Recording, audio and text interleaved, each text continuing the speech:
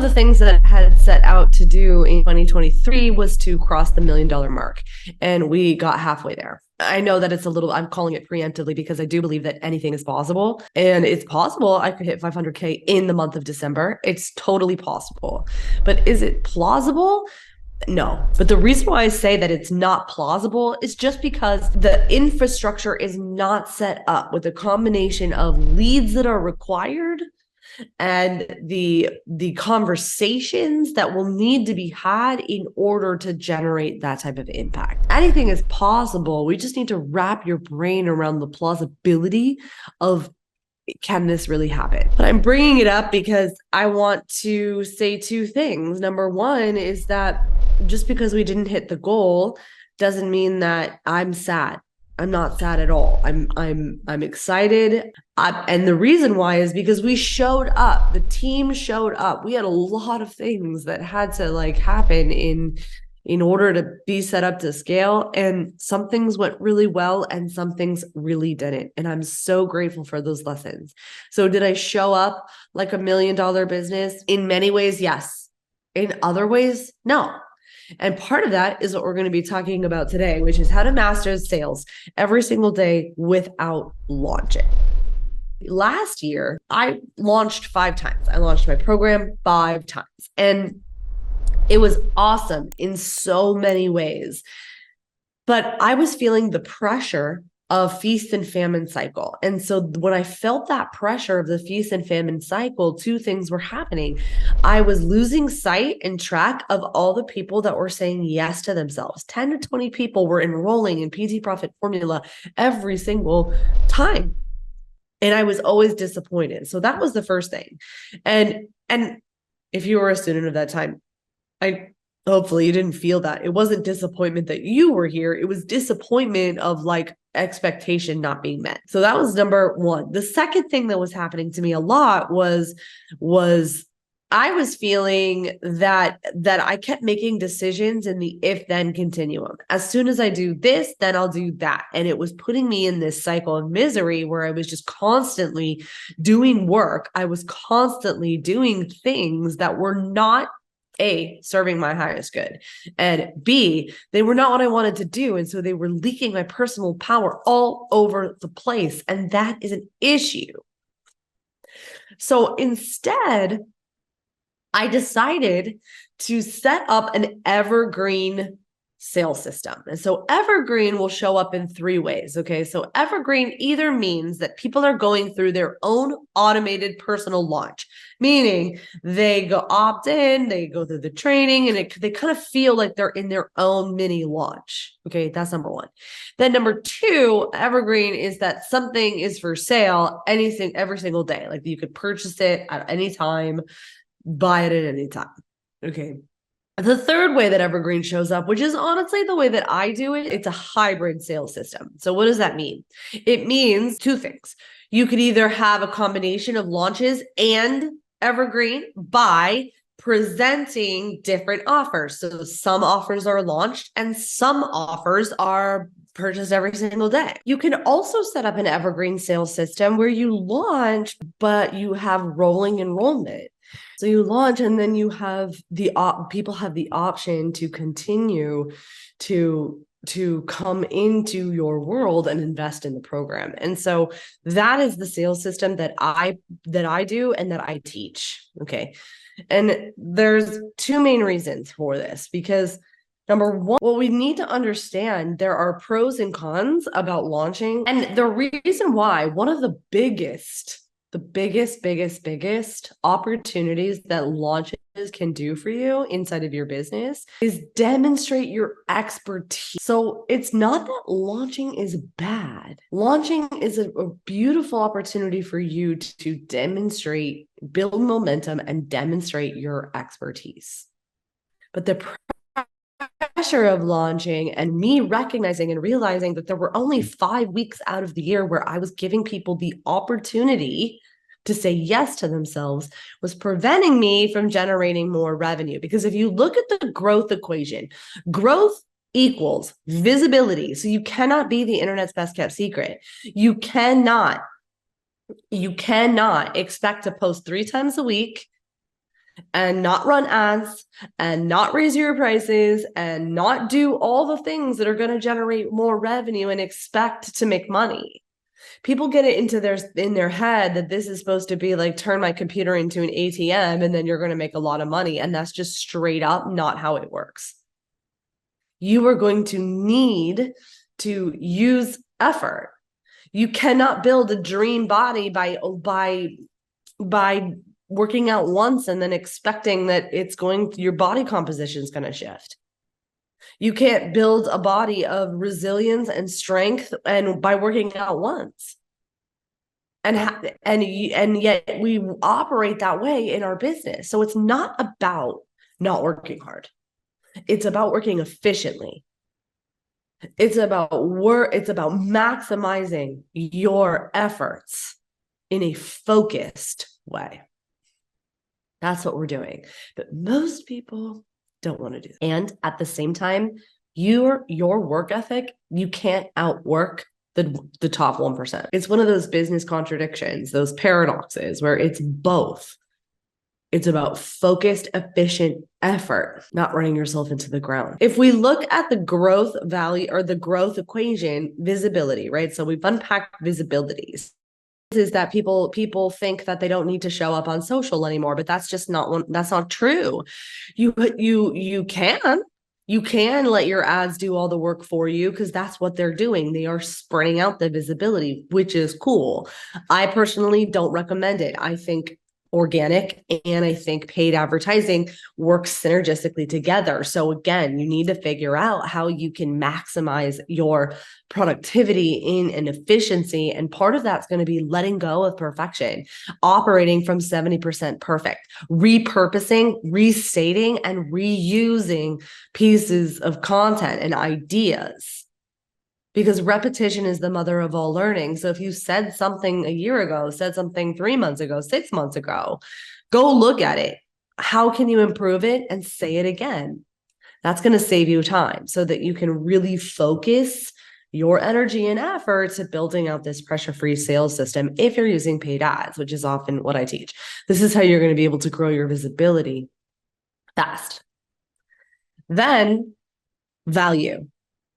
So I want to unpack value, and I know that we've talked about value a lot. I know, and it's just worth restating again because people miss this.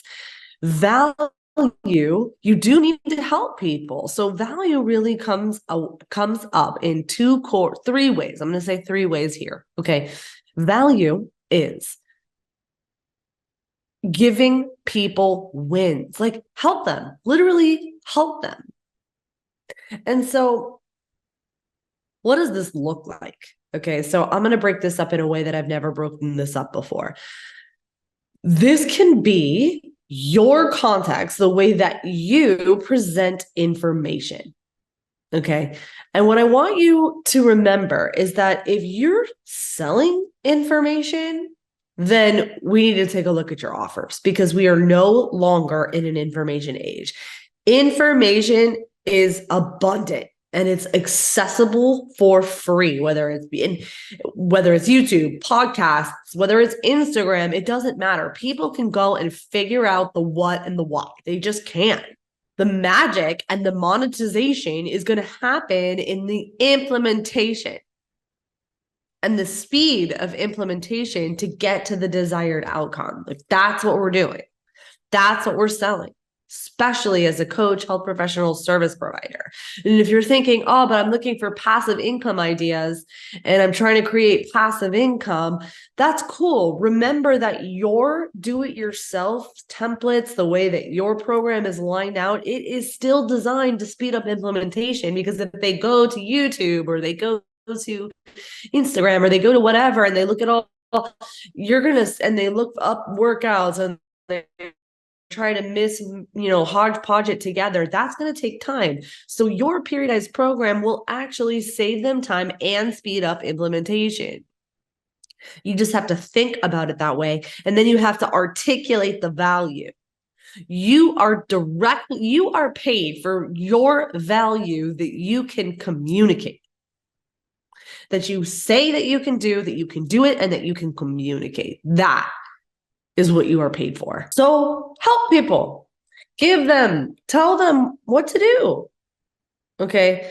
Now, again, one of those business contradictions, because you'll hear people say, give everything away for free, but then don't. But if you overcoach, you'll overwhelm them. And then if they think, okay, yeah, I got everything I need there, that I'm good to go. So again, you are paid for the value that you can communicate. So give them a win, help them, demonstrate. Because here's why this is important.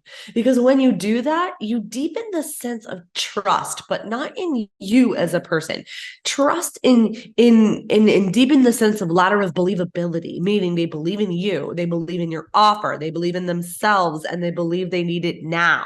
When you deepen that and pull them in, you magnetize yourself, you give them the opportunity to say yes to themselves, and that's it. So it's really important that once you help them, you also introduce the next problem of how you're going to need help implementing this. So listen, you could listen to this podcast, you can write every single thing I've done, and I've done this. Like I've gone to YouTube University, I've learned some things, but it wasn't until I hired a coach, a mentor, someone who's already walked the path either with themselves or with their client, that showed me the way that could identify roadblocks or blind spots and remove roadblocks. That is the fast track. And for me personally, I need to be around a community of people that are in the trenches, that are doing it, that are taking action, that are getting results, that are not getting results, that are sharing the things that they're doing, because that is what raises my vibration. That's what raises my context, so that I can actually achieve what it is that I'm wanting to achieve. That's how it gets me out of my context box, so I can think bigger. So don't necessarily be afraid to share your insights, to share your education. And we like to create the gap, which means make a case for taking the next step with you. Whether it's in your program, come to the DM, double tap, watch this video. You need to make a case for it in every piece of your content. This is conversion content at play. Whether the conversion is come to my DM, like this, take this next action. This is influence.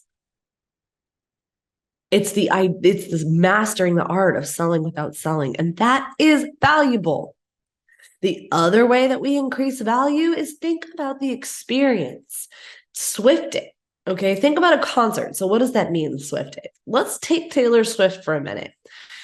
She has broken the internet. She will go down in history as the single most influencer, concert person of the world. Okay, she literally has people breaking down the internet, meaning they have to get in line to buy her tickets, which are thousands of dollars.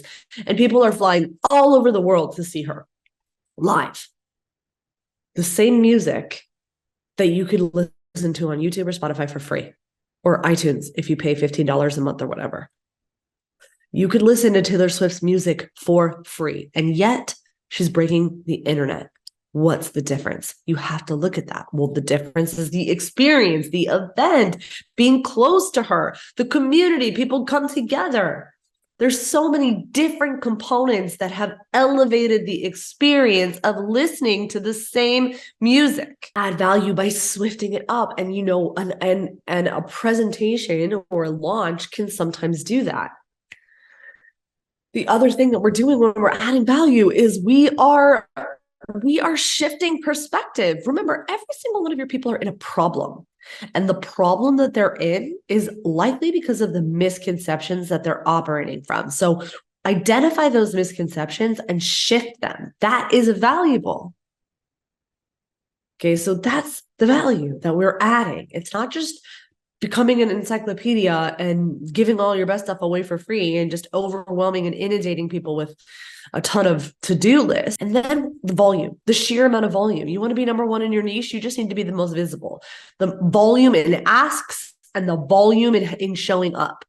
And so what happens a lot to people, especially me, it happened to me and to people in my world when we're setting up these evergreen sales systems, is that we spend so much time optimizing the funnel, our landing pages, our thank you pages, our email, our content, our reels, and we spend so much time optimizing that one component that we often let the other free options that we have in place, like putting on the social media, like posting on social, posting on the internet. So we start to let those go by the wayside. And hey, I'm guilty of that too.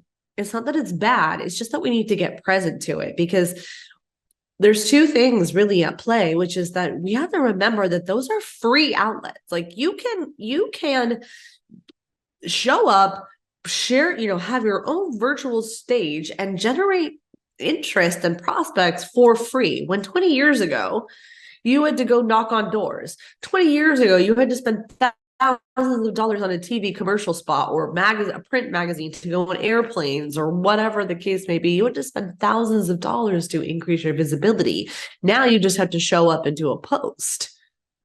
So the barrier of entry has decreased. This also means that there's more noise in the space. So we have to layer in our own sophistication in our messaging so that we can subconsciously connect with our people. So volume and volume of asks. It takes anywhere from 8 to 14 touch points before someone makes a buying decision, whether that buying decision is yes or no, not yet. And so what happens is that we bring people through a funnel, but then we don't stay consistent in our nurturing process. So we end up losing the lead. Instead, when you really nail this set this up in this ecosystem of content, which is where you have the opportunity to attract people, connect with people, then convert with them in a way that's pressure-free and permission-based, so that it takes what it takes until it takes, you're going to be good to go. And you build this machine that you just keep increasing performance. So the question is, well, and I know that we've been talking now for 20 minutes and I haven't gotten to how do we make sales every day without launching? Okay. The recent I'm going to tell you, and I'm going to tell you how we do it in an organic, ethical sales system, and mastering the art of selling without selling. And I'm going to show you what I teach my clients, my formula clients, and I'm going to show you what I teach my accelerator clients. It's the macro and micro cycle of content. Just like you have a progressive overload programming for your clients who are trying to shift body composition, build strength, it's the same thing that we're doing in our marketing. It's progressive marketing, essentially. But when you do it in a way that is strategic, you get back your time and you make sales every single day, even without doing a huge drive for the promotion of a launch. So what that means is, and one of the things, so we have to look at, and I kind of already talked about it, but it's worth restating, you have to look at some of the pros to launching.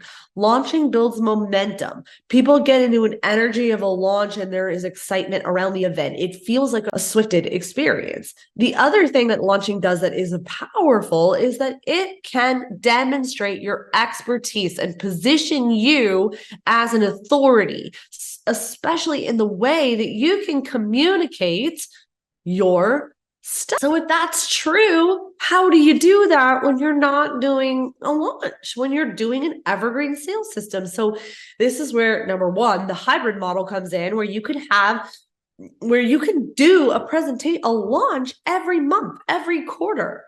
You could do a launch every quarter where you build up momentum to present and talk and demonstrate your expertise every quarter. And then you continue to layer in conversion content in a macro micro cycle that I like to teach throughout after the year or after the launch, so that you move people into a sales DM conversation. Maybe they weren't ready to say yes in those 5 days that the doors were open, but next week they might be ready. So when you set up conversion content to come on the heels of that, you get in the DM, can I, or someone finds you in the middle of your launch because you're visible. They're like, oh, wait, I missed the window. I wasn't following you then. Because remember, your champagne clients are in a problem, in an urgent problem, and they want to solve it now. I'm not getting on the wait list for avocados. You're likely not getting on the wait list for avocados. You don't need to set up your business in the same way. So here's what we're doing. We're going to set up a macro cycle in the context of the year. So take the year, the goal, chunk it down by quarters, then by months, then by weeks, and by days. And in the quarter, I would recommend at least one demonstration that will be public, that you will have a drive to, that you will move people to, hey, come to this free training. And where are you going to host it? You can host it live on Instagram. You can host it in your Facebook group. Like there are multiple places that you could host this live training. Okay. And then you break up the week. So if you know that you're going to do a drive for this Swifted event, free. Okay. And then the best part, something I like to do, is that I don't even let people purchase. So I lower the barrier of making a buying decision by saying, hey, like, there's nothing to buy. You're going to get on a call. So like, just if you want to move forward, you'll send me a DM, but there's nothing to buy. And then this will also give you the permission to just share what's on your heart, for you to just share and create the gap. So take the pressure off. Take the pressure of getting it right off. So important for my high achievers. You're not here to be right. You're here to get results. So focus and double down on those results. And then once you do it, you do the presentation, you make a case for the next step, which is getting on a call or whatever the case may be. Then you set up your conversion content after the launch. And you just consistently break it up into understanding what are the phases that you are focused on. So there are 3 phases of business that you need to focus on: people, prospects, and purchases. That's what all businesses need. And there are going to be different conversion content types for each one of those phases, depending on where you are in your business. Now, most people are focused on the audience growth, especially when they're strapped for cash, because they're operating from this misconception that if they just have a bigger audience, they'll be able to monetize. But that is broken, because you cannot take likes and comments and shares to the bank. Otherwise, and if posting every single day was enough to make that happen, then we'd all be flying around in our private jets. And I probably don't have to tell you that that's not the case. So how do we prioritize our conversion content? Well, for me, if we're in the 0 to 10K range and we just need to get the next 10K, whether you're scaling or whether you are just starting out, then we need to prioritize the relationships and the network and the conversations that are already in our space. So I'm going to be focusing on conversion content that makes a case for a presentation of an offer in a really intimate way. Whether it's going to be get on the phone with me, come into the DMs with me, or whatever, so on and so forth. Okay. Then if I am growing on scaling, I am going to be working on conversion content then that is going to grow the audience. But that's because, and growing the people, but that's because now that I've got this sales system that I know works, I'm not strapped for cash, I can continue to keep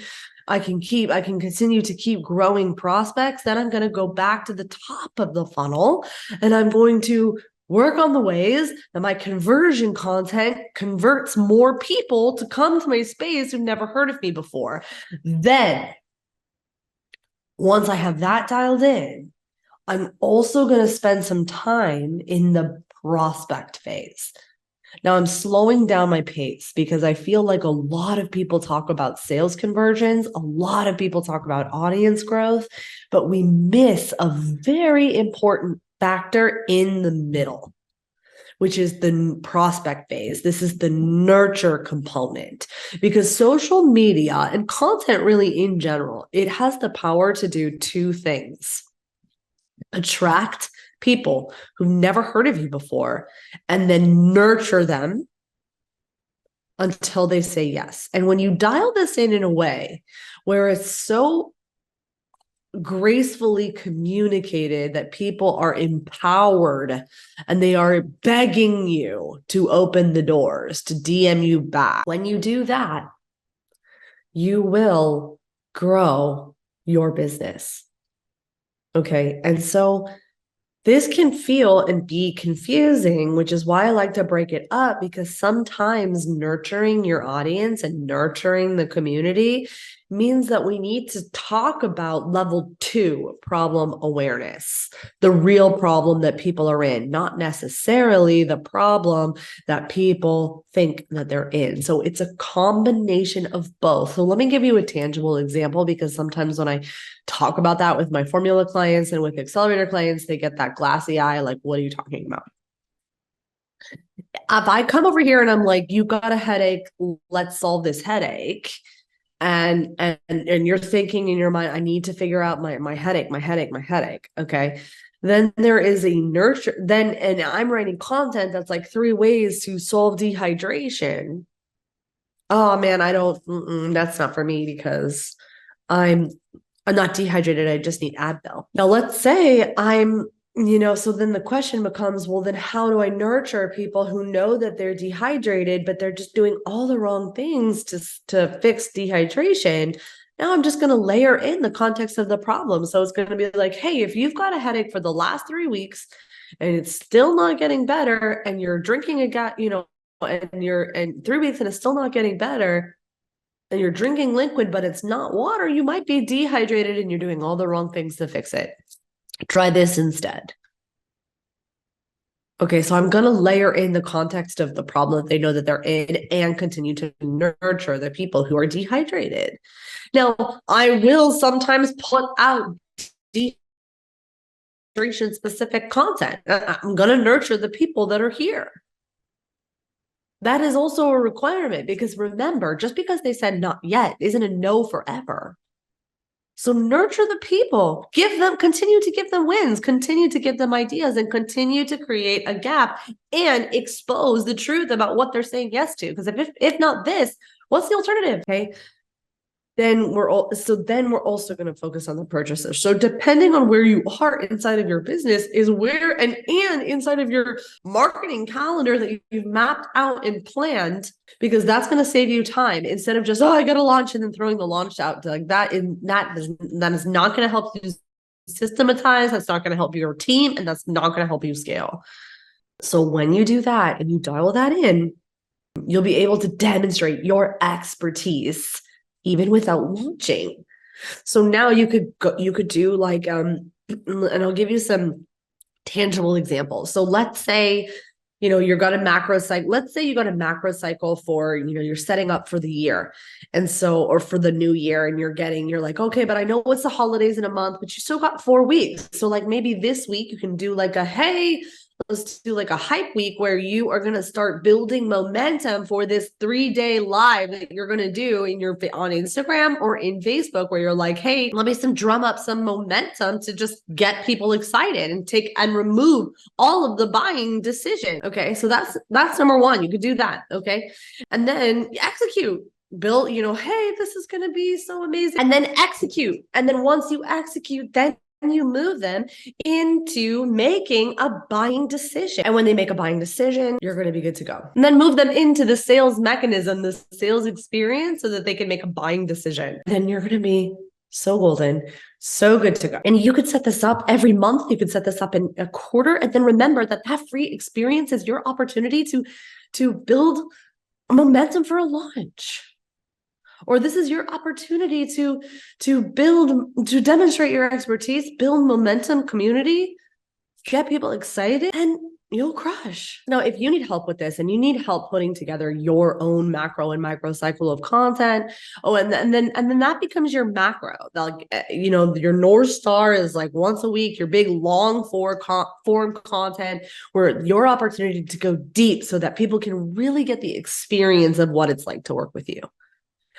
And then you can have your micro cycle. This is your short form content, your opportunity to go wide, your short form content, your opportunity to go wide, reach new people, test out new options.